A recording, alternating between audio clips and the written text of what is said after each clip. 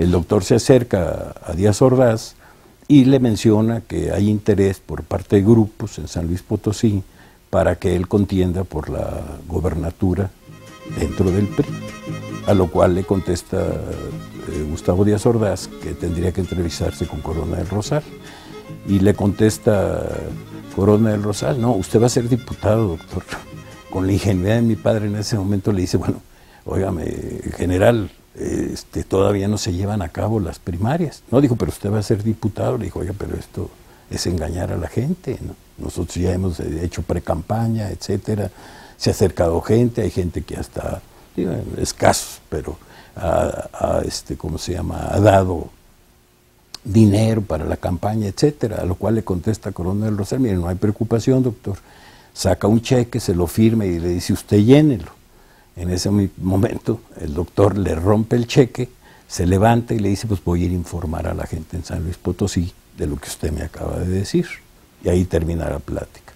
Se regresa a Gobernación y en ese momento Gustavo Díaz Ordaz le extiende la mano y le dice: usted acaba de romper con el sistema, doctor.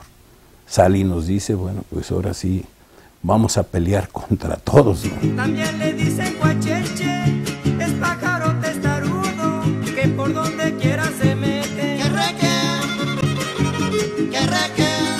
Fue un hombre íntegro, cabal, consecuente.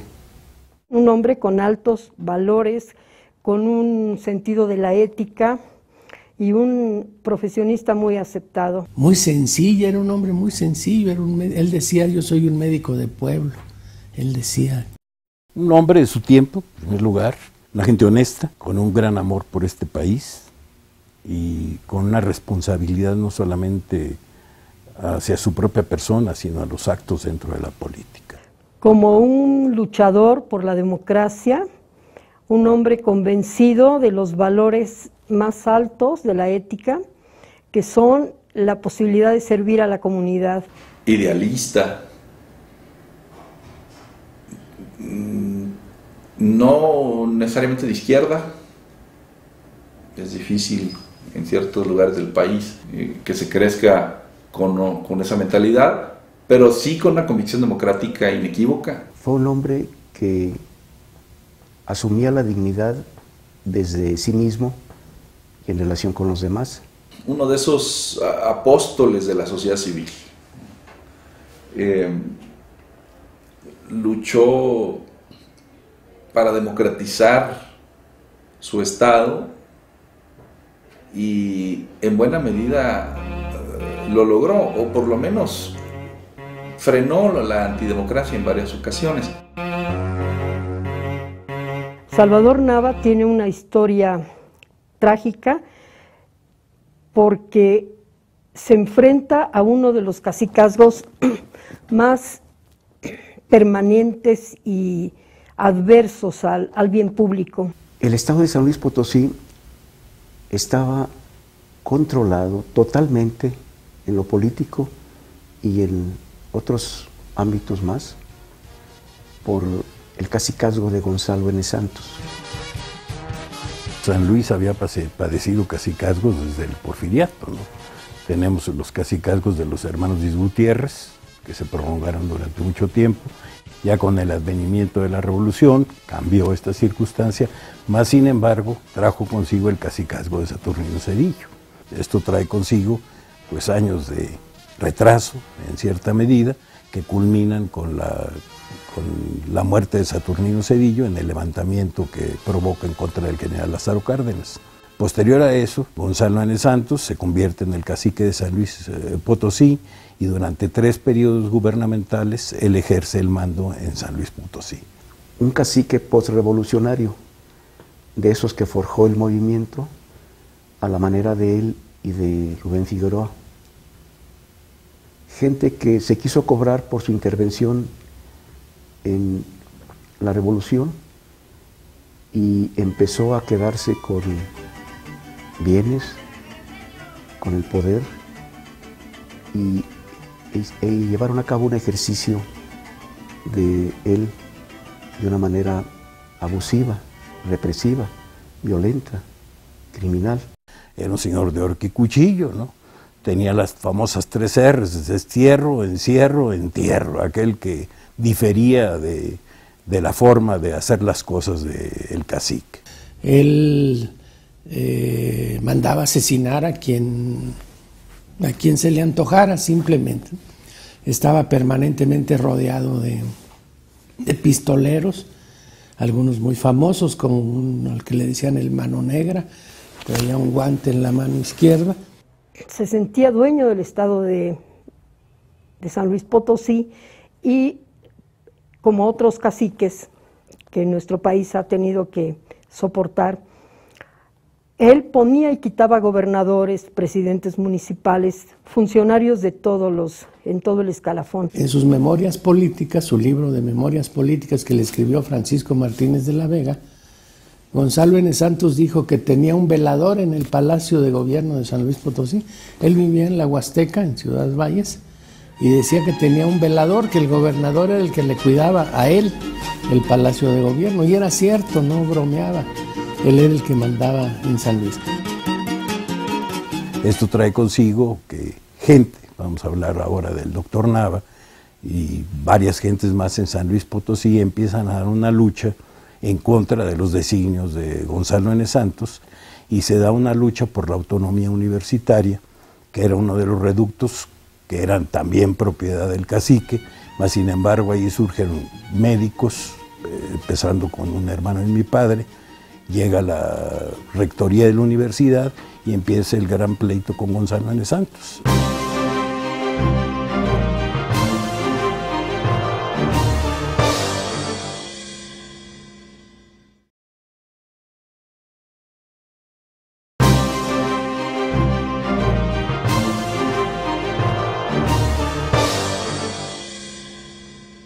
Para 1958, gentes se empiezan a aglutinar en San Luis, empezando por el maestro don Ramón Alcorta, una gente muy recordada dentro del medio académico en México, que era amigo de la familia, y le solicita a mi padre que ingrese a la política, que empiecen a formarse grupos para despertar pues a la población, porque era un estado de indignidad absoluta, ¿no?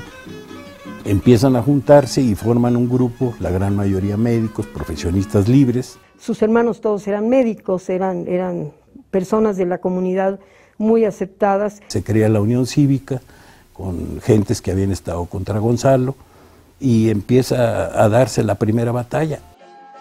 En primer lugar, se buscaba un candidato para la presidencia municipal. Se reúnen las gentes y empiezan a tratar de buscar pues prohombres dentro del medio social de San Luis Potosí que encabezaran pues, la lucha a la presidencia municipal. Pero se encuentran desgraciadamente que pues nadie se atrevía a enfrentarse a Gonzalo N. Santos. El sistema de cacicazgos en México se estaba acabando.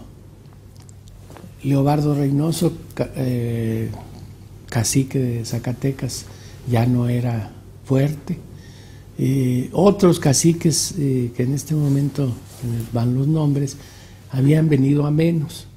El único que quedaba fuerte y agresivo y prepotente era Gonzalo N. Santos. Hubo una declaración del entonces presidente de la República, Adolfo López Mateos, que dijo: los cacicazgos subsisten mientras el pueblo los tolera. Y el doctor Nava se agarró de ahí, dijo: pues vámonos, ya no toleramos a este cacique.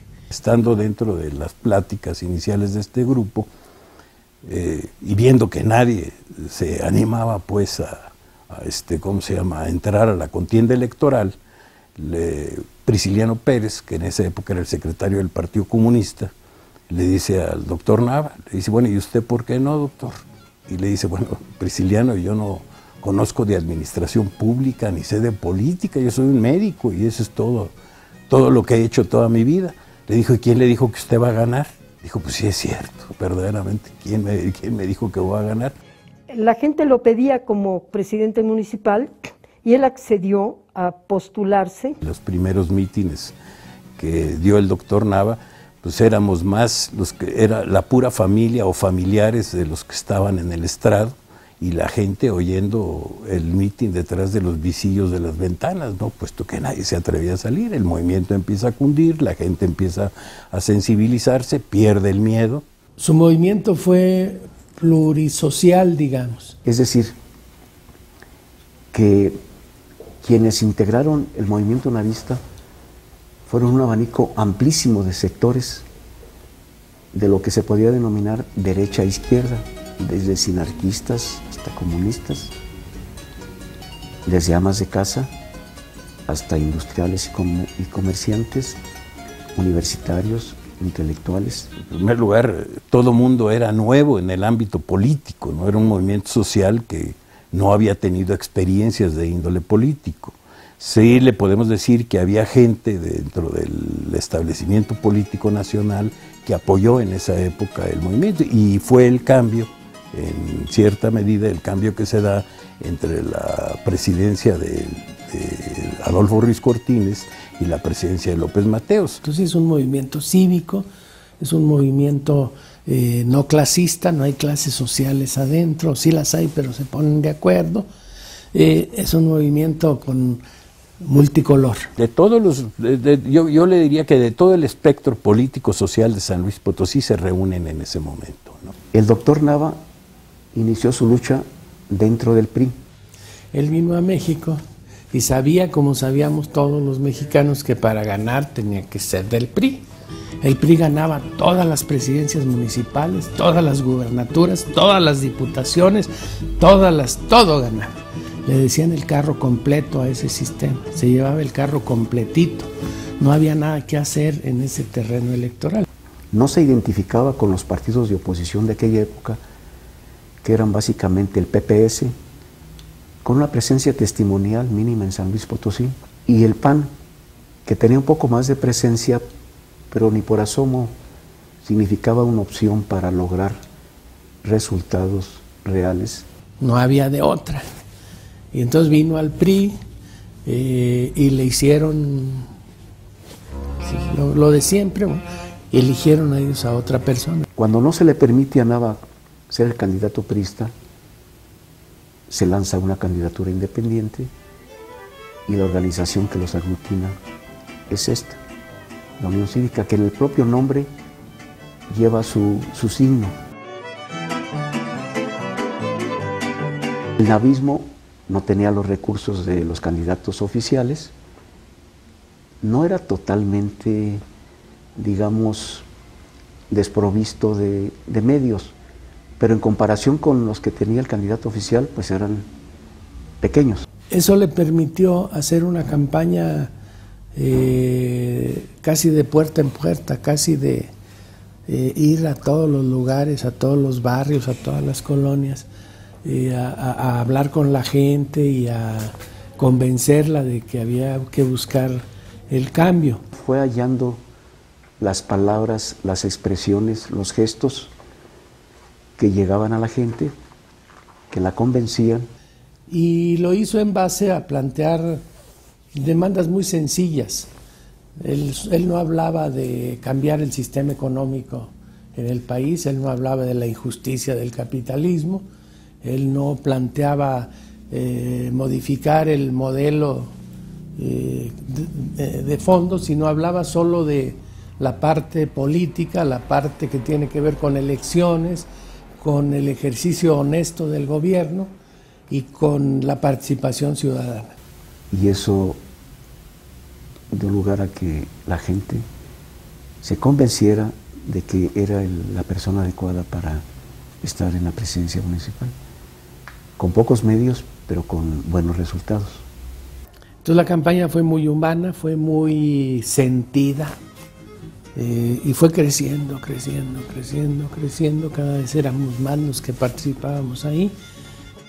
En esa campaña el doctor Nava recibió amenazas, una campaña precisamente de desprestigio, de calumnias, de ofensas, de amenazas, ya dije, de amago. Y por supuesto pues vino la represión, el ejército ocupó las calles de San Luis, las tanquetas pasaban por a un lado, ahí por mi casa, porque pues el ejército ocupó la ciudad para evitar que el doctor Nava pudiera, o el movimiento navista, pudiera cambiar la estructura política corporativa del PRI. Pero a pesar de eso, él nunca perdió la fe en sí mismo.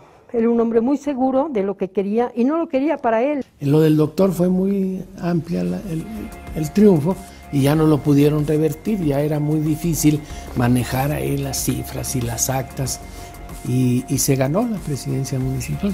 Eran días de incertidumbre, todavía no se determinaba si realmente se le iba a otorgar el triunfo al pueblo, ¿no? Entonces la gente empieza a movilizarse. Inauguró estrategias inéditas de oposición, todas ellas por la vía pacífica. Estaba tomada la plaza de armas por el pueblo, se quitaron todas las placas que Gonzalo había mandado a hacer para hermanos, para sus obras, ¿no? Y se funde una campana que se le denomina la campana de la libertad, ¿no? Hasta que llega un momento en que llega la policía y el ejército y recogen a la gente, encarcelan a parte del grupo y posterior a unas protestas matan a un niño, la policía judicial, y esto trae consigo que se acrecenten todavía más las protestas. Deja la entidad Manuel Álvarez, que era el gobernador, el último gobernador santista, y se viene a la Ciudad de México. Entonces la protesta no solamente era de que llegara a la presidencia el doctor Nava, sino que también cayera el último gobierno santista. Gonzalo de Santos ya no estaba en posibilidades de actuar de una manera como hubiera querido, además de que tenía cierto distanciamiento con López Mateos. Viene a México el doctor, ya estaba por entrar precisamente o llegar a la presidencia de la República Adolfo López Mateos, lo cita en ese momento el secretario de Gobernación, que era Gustavo Díaz Ordaz, y le dice al doctor que deje pues las protestas a un lado y que él compromete su palabra que la voluntad del pueblo será respetada, y así sucede, ¿no?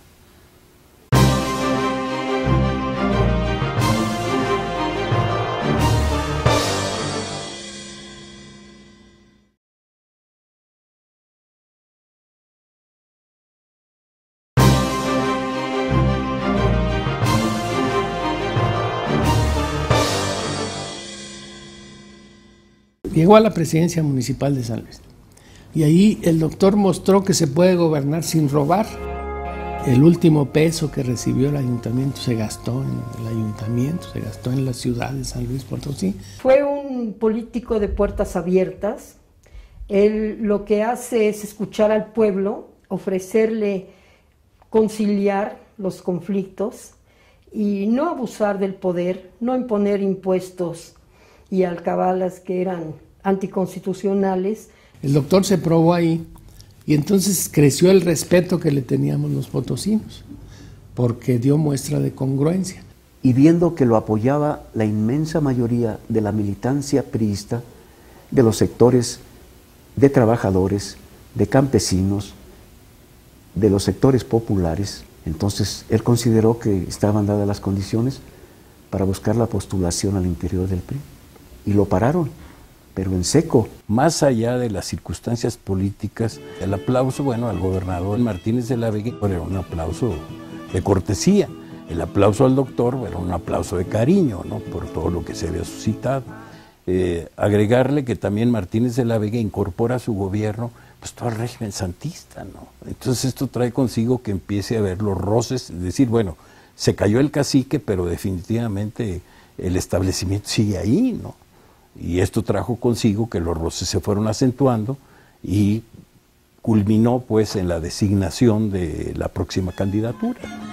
Le dijeron que independientemente de que contara con el apoyo de sectores priistas y de una amplia gama de sectores de la población, que no contaba con lo necesario, que era que lo sintieran como garantía de mantener las cosas como le interesaba al presidente y a quienes controlaban el PRI. Sin embargo, la gran mayoría de la población sí lo apoya y se dedica, hace una campaña, con la cual yo le diría que con escasos recursos, ¿no?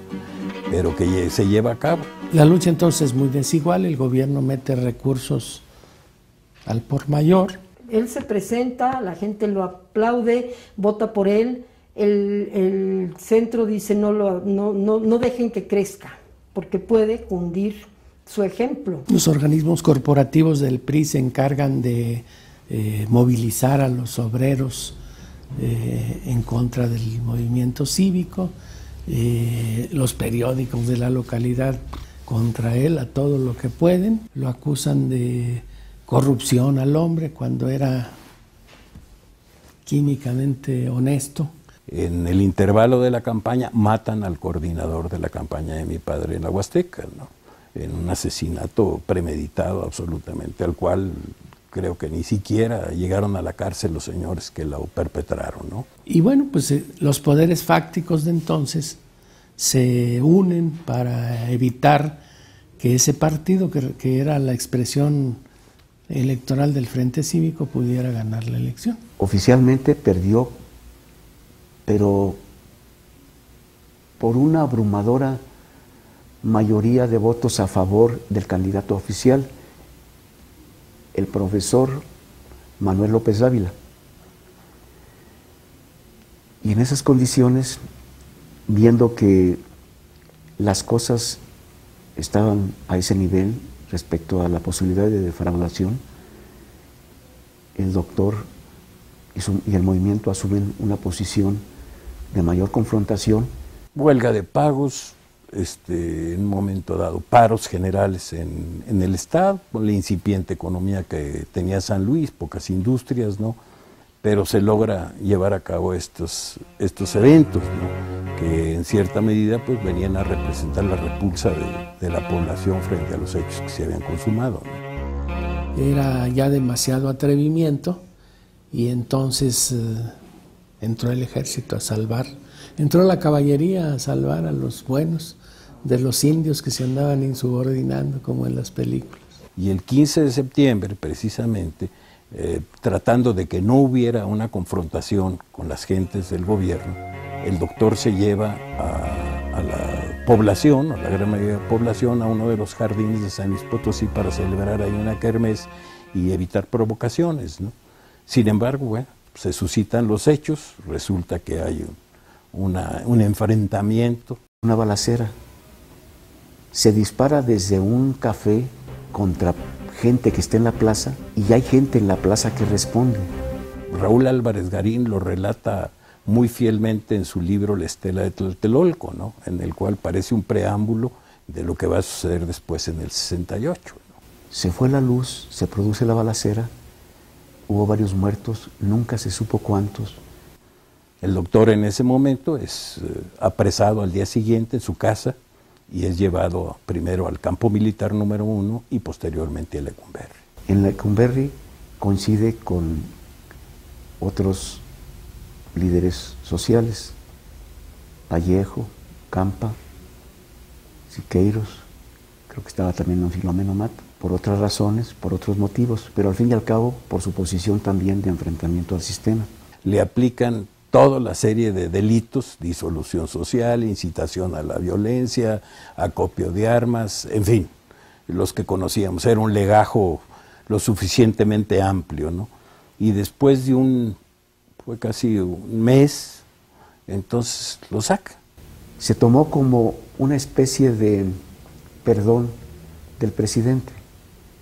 En realidad yo creo que lo que pasaba es que en San Luis se estaba forjando algo que intranquilizó al gobierno central y determinaron dejarlo en libertad. En 63 lo vuelve a agarrar la policía, lo torturan, lo meten a la cárcel, no solamente a él, sino a los compañeros de lucha con los cuales había venido trabajando. Y lo torturaron, pero lo torturaron en serio, es decir, le dieron lo que se debe llamar un escarmiento, lo lesionaron de gravedad. Y lo retiraron, se fue 20 años a su casa, a su consultorio. Hasta que apareció el nuevo cacicazgo de Jongitud Barrios y se volvió a levantar el hombre. En esa época son el PDM y el PAN y le dan el registro al doctor, ¿no? Y aparece pues la contienda, la gana definitivamente y vuelve a ejercer un ayuntamiento que va precedido definitivamente por la opinión del pueblo. Y él piensa que ahora tiene mayores posibilidades de ganar la gobernatura. Primero van a buscarlo los partidos y posteriormente les dice o voy con todos o no voy con ninguno. ¿Por qué razón? Porque el adversario es uno. Primero tenemos que invocar al proceso democrático y posteriormente entonces que los partidos peleen por las posiciones, pero la lucha que se tiene que dar es por la democracia. Pero también empieza la gran represión. Lo que ocurrió en esta ocasión, aunque el doctor Nava volvió a ganar por un alto margen, el centro reconoció el triunfo de Fausto Zapata, pero ahí la población civil no se quedó cruzada de manos. Convoca un mitin el doctor y entonces le dice que se va en marcha a México para protestar precisamente por la situación que se estaba viviendo. Las mujeres se sientan frente a las puertas del palacio y no permiten el ingreso de Fausto Zapata. Estando a 5 kilómetros de Querétaro, le habla a Gutiérrez Barrios y le dice, mañana doctor renunciará a Fausto Zapata. Cae la gobernatura de Fausto Zapata y nombran gobernador sustituto en ese momento a Gonzalo Martínez Corvalán. Y él fallece en 1992 a consecuencia de todos los malos tratos y las experiencias dolorosas que tuvo él que enfrentar por haber luchado en favor de la democracia. Prácticamente se murió en la raya. Acababa de venir en la Marcha de la Dignidad apenas unos días antes, cuando murió hace 20 y tantos años. Al morir el doctor, pues bueno, se disgrega pues el Frente Cívico Potosino, los panistas toman sus posiciones y los diferentes grupos políticos se van cada quien a refugiarse. Yo creo que aquí lo importante, que mencionaremos a algunas personalidades políticas, es el legado que dejan en el sentido de una postura intachable frente al poder y frente a las responsabilidades del ciudadano. Ese yo creo que es el gran legado.